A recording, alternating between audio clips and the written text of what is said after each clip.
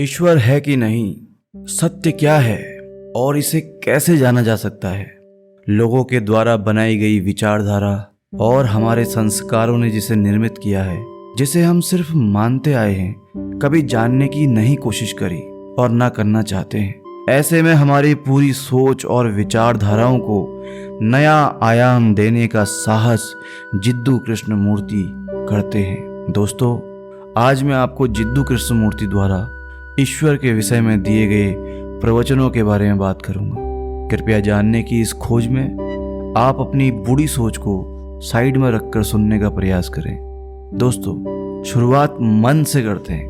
मन ज्ञात है और ज्ञात वह है जिसका अनुभव हम कर चुके हैं। ज्ञात कभी अज्ञात को नहीं जान सकता। यह केवल उसी को जान सकता है जिसका अनुभव इसने किया है। ऐसे में अगर हम स्वीकार कर लें कि मन अज्ञात को कभी नहीं जान सकता, तो विचार शांत हो जाते हैं, मन मौन हो जाता है। और ऐसी स्थिति में जब मन पूर्ण मौन हो, रिक्त हो, पूर्ण शांति हो, तब उसका उदय संभव है जिसे हमने पहले कभी महसूस नहीं किया हो और जिसका कोई नाम भी ना हो। दोस्तों, इस दुनिया में जीवन के विषय में लोगों के अलग अलग मत है। आपको एक मत मिलेगा जो आस्तिक है और दूसरा जो नास्तिक है। पर देखा जाए तो जीवन हमें कभी यांत्रिक लगता है और जब दुख और परेशानियां हमें आती हैं तो हम आस्था की ओर लौट आते हैं।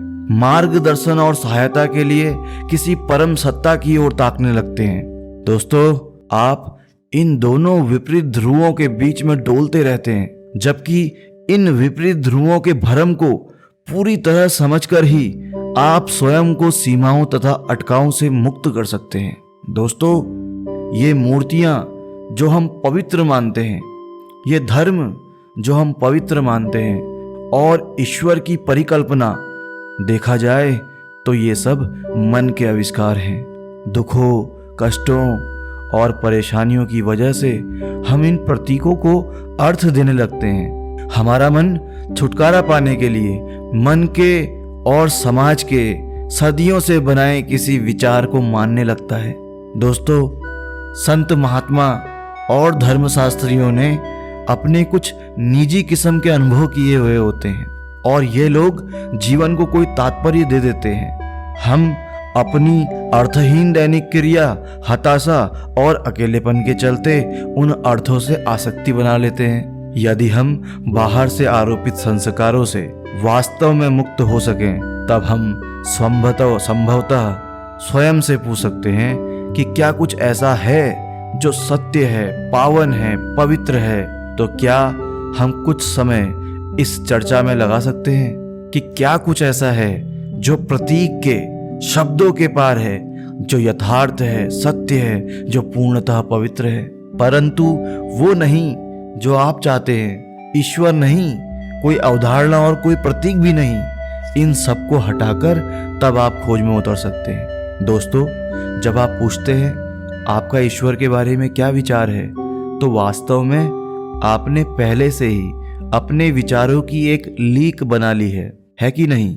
विचार ईश्वर को निर्मित कर सकता है तथा जो निर्माण इसने किया हुआ है उसका अनुभव भी कर सकता है, पर निश्चित ही वह सच्चा अनुभव नहीं है। जो समय से परे है, उसे समझने के लिए विचार के जाल का ध्वस्त होना जरूरी है। और विचार तभी खत्म होते हैं जब हम विचार करने की समस्त प्रक्रिया को समझ लेते हैं। केवल तब जब मन खामोश होता है, अपनी उधेड़ बुन से मुक्त होता है, तभी यथार्थ को खोज पाने की संभावना होती है। दोस्तों, हमारे मन का घड़ा अपने और अपने परिवेश के विचारों के पानी से भरा हुआ है। इसमें नया पानी कैसे आएगा? पेड़ों में नए फूल, नई पत्तियां कैसे आएंगी? पुराने को जाना होगा, तब संभावना है कि कुछ नया हो। जो जैसा है उसे वैसा ही देखना अत्यंत जरूरी है। जब हम अपने विचारों से देखते हैं तो वास्तविकता नहीं दिखती। तो दोस्तों, आज के वीडियो में हमने जिद्दू कृष्णमूर्ति जी के विचारों पर प्रकाश डालने का प्रयास किया और जो कुछ समझ पाया वो बताने की कोशिश करी। आशा करता हूँ आपको वीडियो अच्छी लगी होगी।